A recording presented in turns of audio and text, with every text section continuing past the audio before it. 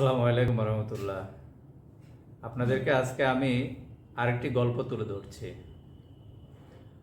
গল্পটি আমার আরেকজন এমপিল ছাত্রের।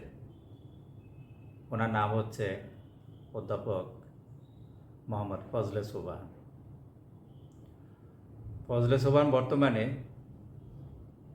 মুন্সিগঞ্জের স্যার জগদীশচন্দ্র বসু ইনস্টিটিউট ও কলেজে কর্মরত আছেন। তিনি ওই কলেজের প্রাক্তন অধ্যক্ষ হিসেবে দায়িত্ব পালন করেছেন ভারপ্রাপ্ত, এবং এখন উনি সিনিয়র লেকচারার হিসেবে কাজ করছেন।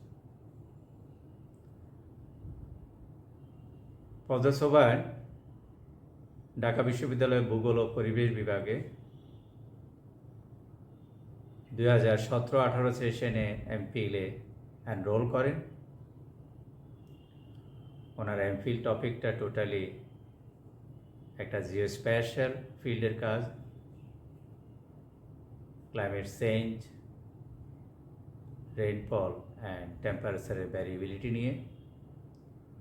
উনি এই ফিল্ডে কিন্তু প্রচুর জোনাল স্ট্যাটিস্টিক্স, স্পেশাল ভ্যারিয়েবিলিটি, এই ধরনের ইস্যুগুলো রিপ্রেজেন্ট করেছেন। ওনার জন্য এটা ছিল একদম নতুন একটা কাজ। আমি প্রথমে খুব ভয়ে ছিলাম যে উনি কাজটি কমপ্লিট করতে পারবেন কি না। তো প্রতিদিনে আমার কাছে আসতেন, আমাকে বিরক্ত করতেন। আমি ধৈর্য সহকারে ওনাকে যে টুলসগুলো ধরে দিতাম, এটা এইভাবে করেন। পরের দিন আমি দেখতাম যে মাশাআল্লাহ উনি কমপ্লিট করে ফেলছেন। তো এইভাবে করতে করতে করতে করতে এক একটা টুলস এক একদিন ধরে দিতাম, উনি চলে যেতেন, আবার করে নিয়ে আসতেন। তো এই প্রক্রিয়া চলতে থাকলো এবং আলহামদুলিল্লাহ 2023 সালে ওনার এমফিল ডিগ্রি অ্যাওয়ার্ড হলো এবং উনি ডিগ্রি পেলেন। এখন উনি পিএইচডি করবেন। আরে আমি তো পড়ছি বিপদে, 55 এজের একজন কলেজ শিক্ষক, বয়স তো হয়ে গেছে, আমার কাছাকাছি বয়স। পিএইচডি করবেন, আমি বললাম যে কেন করবেন? তা করবেন না বান্দা, আচ্ছা ঠিক আছে, কী নিয়ে কাজ করবেন? তারপরে যাই হোক উনি ঠিক করলেন ক্লাইমেট চেঞ্জটাকে রাখবেন, প্লাস এগ্রিকালচার রেজিলিয়েন্ট নিয়ে কাজ করবেন নর্থ ওয়েস্টার্ন জোনে বাংলাদেশে। এবং সেটাও খুবই একটা টেকনিক্যাল কাজ। তারপরে আমি সুপারভাইজার থাকবো, আমার কলিগ প্রফেসর ডক্টর হুমায়ুন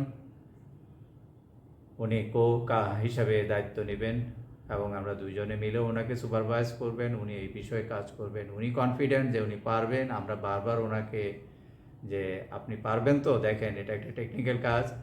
তো আলহামদুলিল্লাহ উনি অ্যাগ্রি করেছেন যে না, উনি পারবেন। তো আমাদের এই বয়সের একজন লোক যদি জিও স্পেশাল ফিল্ডে কাজে দক্ষতা দেখাতে পারে এবং রিসার্চ এবং সায়েন্টিফিক রিসার্চ কমপ্লিট করতে পারে, তরুণ প্রজন্ম কেন পারবে না? তাদের আগ্রহ থাকলে তারা ইনশাল্লাহ পারবে। আসসালামু আলাইকুম। আমি মোহাম্মদ ফজলে সোবহান ঢাকা বিশ্ববিদ্যালয়ে 2017-18 সেশনে এমফিল ভর্তি হই এবং 2023 সালে ঢাকা বিশ্ববিদ্যালয় থেকে এমফিল ডিগ্রি অর্জন করি। আমার গবেষণার শিরোনাম ছিল trends of climate change in Bangladesh, temperature and rainfall variability, এবং আমার তত্ত্বাবধায়ক ছিলেন ঢাকা বিশ্ববিদ্যালয়ের ভূগোল ও পরিবেশ বিভাগের স্বনামধন্য অধ্যাপক প্রফেসর মোহাম্মদ শফিউল্লাহ স্যার। স্যারের তত্ত্বাবধানে আমি এই কাজটি অত্যন্ত সুন্দরভাবে সম্পন্ন করতে পেরেছি, কারণ এটি হচ্ছে জিওএস বেসড অত্যন্ত একটি কঠিন কাজ, যেখানে মানচিত্র প্রেজেন্টেশনের ব্যাপার ছিল। আমি এই বয়সে আসলে জিএস কাজ খুব একটা জানতাম না।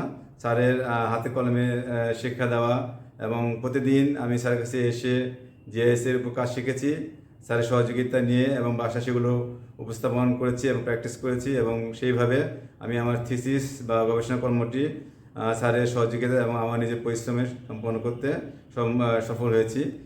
স্যারের আন্তরিক ইচ্ছা সহযোগিতা ফলে আমার এই গবেষণা কার্যটি সম্পন্ন করা এবং ডিগ্রি অর্জন করা সম্ভব হয়েছে। বর্তমানে আমি ঢাকা এই বিভাগেই প্রফেসর মোহাম্মদ শফিউল্লাহ স্যার এবং প্রফেসর ডক্টর মোহাম্মদ হুমায়ুন কবির স্যারের অধীনে পিএইচডি ভর্তি প্রক্রিয়া আছি। আমার পিএইচডির শিরোনাম হচ্ছে